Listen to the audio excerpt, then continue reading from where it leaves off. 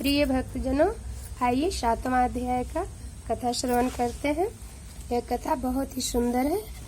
शुद्ध जी कहने लगे कि हे ऋषियों, जब श्री हरि विष्णु भगवान मलमास का अपार दुख कहकर चुपचाप आसन पर बैठ गए तो श्री कृष्ण जी ने श्री हरि विष्णु जी को तो गुप्त वचन कहे, वह मैं तुमसे कहता हूँ। श्री पुरुषोत्तम बोले, हे विष्णु जी, आपने बहुत अच्छा किया जो मलमास को हाथ पकड़कर यहाँ ले आए। इसने लोक में महान कृति पाओगे। जिसको आपने स्वीकार किया उसको मैंने भी स्वीकार कर लिया। इसको मैं अपने समान ही रखूंगा। गुणवान, कीर्ति, ऐश्वर्य, पराक्रम, भक्तों को वरदान देने वाला, मेरे समान ही सभी गुण इसमें होंगे। जैसे मैं लोक में प्रसिद्ध हूँ वैसे ही यह भी पुरुषोत्तम नाम से विख्यात होगा। जो गुण मुझ में है वही मैंने इसको दिए हैं। जनार्दन, तुम्हारी प्रसन्नता के लिए मैंने अपने सभी गुण इसको दे दिए। यह पुरुषोत्तम के नाम से जगत में विख्यात होगा और मेरे समान होकर सब मासों का स्वामी होगा।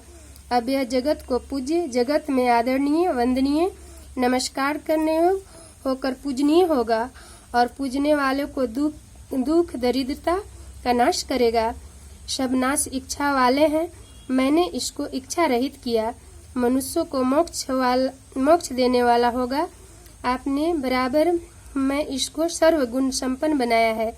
इसे जो मनुष्य पूजेगा वह अपने किए गए पापों को भस्म करके निसंशय मुझको प्राप्त होगा। हे गरुड़ध्वज, महाभाग्यशाली यति, ब्रह्मचारी, महात्मा, निर्हारी में भी मेरे परम स्थान को प्राप्त नहीं होते, परंतु पुरुषोत्तम के भक्त मास भर में जन्म मृत्यु से रहित हो बिना परिश्रम के श्री हरि पद को पा सकते हैं। सब साधनों में श्रेष्ठ, सब काम में तथा अर्थ का देने वाला यह पुरुषोत्तम मास स्वाध्याय योग है। जैसे हल से बोए हुए बीज करोड़ों गुना बढ़ते हैं, वैसे ही पुरुषोत्तम मास में किया गया पुण्य कई कोटि गुना बढ़ जाता है।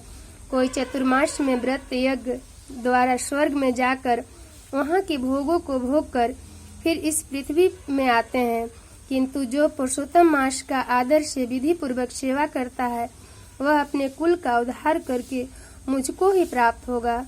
जो महाज्ञानी मनुष्य इस मास में भी इस मास में जप दान आदि नहीं करते और अच्छे कर्म नहीं करते, देवी तीर्थ तथा ब्राह्मण से बैर करते हैं, वे दुष्ट भाग्य वाले दूसरे के भाग पर जीने वाले हैं। उनको खरगोश के सिंह के समान स्वप्न में भी सुख नहीं होगा।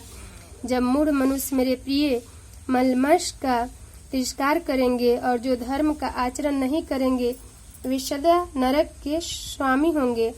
जो पुरुषोत्तम के निर्मित 3 वर्ष में धर्म का आचरण नहीं करते वह कुंभी पदादि नरक में पड़ते हैं।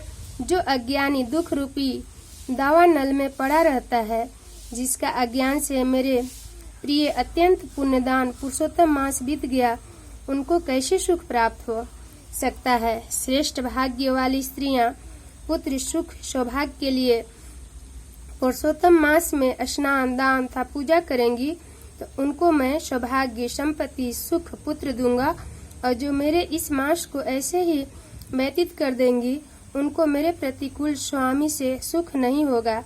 भाई, पुत्र तथा धन का सुख तो उनको स्वप्न में भी प्राप्त नहीं होगा।